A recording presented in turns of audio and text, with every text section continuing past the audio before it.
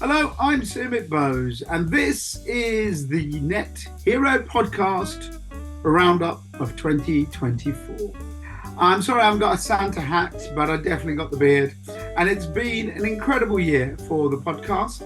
First of all, before I go into all this, I couldn't do this without my amazing team who put this together. And there's been a few people who've left, but I want to mention them all this year. So my thanks to Garima and Jess, who did a lot of work earlier on this year trying to set this all up, to Rob and Sohi, who do all my production, and to Bruna, who does the coordination of all of this. And my thanks to all of you who've come on and been guests across the year. So that's my bit of thanks out the way. It has been an incredible year politically, for net zero, for innovation, for science, and we've covered it all in the Net Hero podcast. So I'd like to just give you a little kind of summary of the first few bits of what went on in the early part of this year and the things that I thought were interesting. So here we go. Well, let's start at the beginning of the year where God made an appearance on the Net Hero podcast. Professor Michael Pollitt from Cambridge University told me the power of religion could be the thing that gets us understanding how to look after the planet better. It was brilliant, a really good podcast, and it also made me think really about the power that religion can have to do good. So many people, 80% of the earth, believe in some sort of deity. So there is something there about thinking that if you look after the planet, there's something quite divine about it. So that was a really good one. That was followed up by something completely bonkers. The science of bringing mammoths back to life. That's right, you heard it. It was a podcast, a company that was trying to do sort of Jurassic Park, but not really Jurassic Park. They were trying to find a way of bringing back extinct species that would help in combating things like climate change and deforestation. And one of them was the woolly mammoth, an incredible story and not one for the faint-hearted who believe that dinosaurs will be back. They won't. The other story that brought it all home was about the PC that you're watching this on, because I spoke to Nirav Patel from a company called Framework, who was working on an idea to build the everlasting PC, the net zero PC, made of bits of PC that you can replace as the years go by. And we all know how important that is, because our computers always say after 3 or 4 years, we've had it. What if they could go on and on? Food also popped up this year quite a bit on the Net Hero podcast.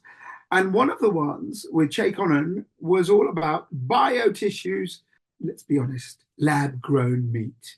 It was a fascinating chat about whether we've got the ability to actually grow meat that tastes like the meat we'd like to eat, has got no problems in terms of its environmental impact, doesn't have any real issues because it's grown from stem cells in terms of the provenance of it. And would it be the way for us to get around the issue of how we try and cut our emissions by reducing livestock numbers, also protecting livestock so they don't have to die, but we can still get all the pleasures of eating the meat that we love around the world? We hit the streets for a live edition on the road with Tootbus and Gavin Brookin, the MD, took Sohi and me on a little spin on their fantastic net zero, fully electric tour guide bus. Is that the way that we try and change things in wider mass transport, by cutting down the emissions that we have for things like buses and coaches and tour companies? It was a great tale of how they're taking old buses, stripping out the old diesel engines, reconfiguring them and turning them into EVs with zero emissions. Definitely the future of tourism. Once we've got off the tour bus, it was time to get ready for the Big Zero show. We had a series of briefings. I spoke to experts on the world of finance, looking at how we'll fund the transition to net zero. We spoke about the supply chains and how they'll be taken on the journey to net zero, and a really good chat with Simon Manley from Undo, all about carbon removals.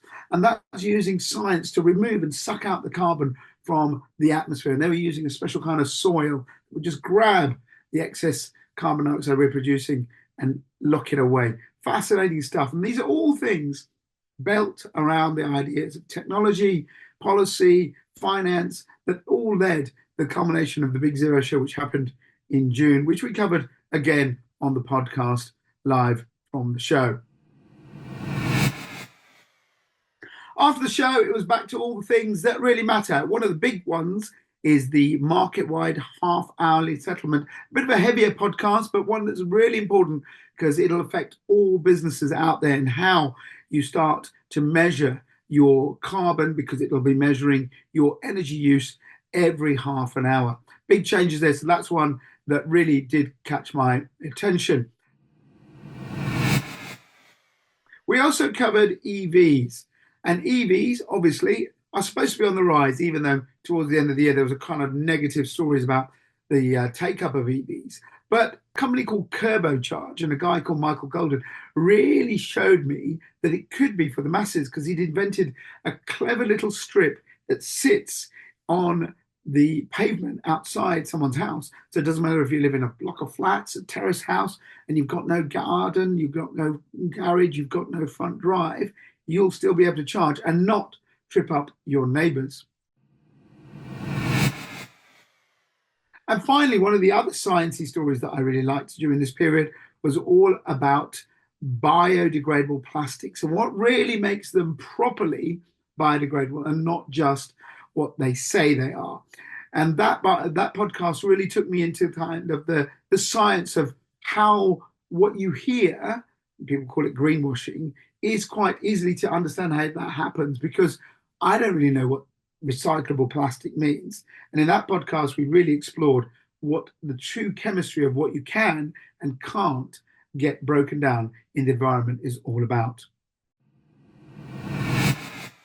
And so to the last part of the year, autumn into the winter, we looked at flying, sustainable aviation fuel. Can it actually be an alternative to using the fuel we have? And so we can still travel around the world. And there's nothing wrong with tourism, and there's nothing wrong with flying, which is to get rid of the huge footprint. And that's what we discussed.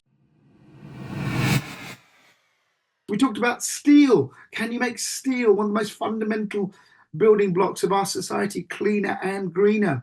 We talked about hydrogen, its use across the world in terms of decarbonizing major things.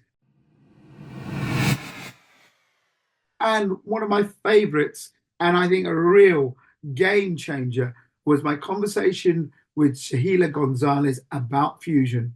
Yes, fusion is real. I said it on the podcast. I'm saying it again because it's been done. And now, towards the end of the year, you'll have heard stories about the mass possibility of commercial fusion across the globe within the next 5 to 10 years, and lots of money being invested in it.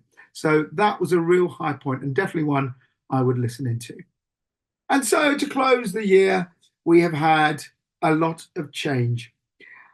I suppose the biggest thing is you've now got a new government which has put net zero as one of its fundamental policies. So we've got the setup of GB Energy. We've had the creation of this clean power task force. We've got targets for a cleaner grid. We've got targets for carbon capture. We've got targets for building wind farms. And with Labour's policies around warm homes and the build out of 1.5 million public housing, you've got a change in the actual infrastructure of the UK on the cards by building homes that are sustainable to begin with. There'll be lots more policy to come, I'm sure, in 2025. There'll be lots more stories about what can be done. I suppose the thing that really makes me proud of what we do on the podcast is the quirky stuff, the unusual stuff, the startups that we featured, the people with great opinions, and the people who are doing fantastic work, unseen and sometimes unrecognized, but making a real difference. So I hope you've enjoyed this quick little whiz through. All it remains for me to say, and for the rest of the team, is thank you so much for watching and listening to the podcast over the year. Please keep subscribing, spread the news, We'll be coming back in January with some more, and we'll be looking at trying to up the ante a bit, and we'll be asking for your help. Have a great Christmas, Happy New Year, and I'll see you in 2025. You've just heard the Net Hero podcast from FutureNetZero.com. Join us as we help you find ways to cut your carbon footprint as we head towards net zero. Subscribe and follow us on social media. FutureNetZero.com. Better business, better planet.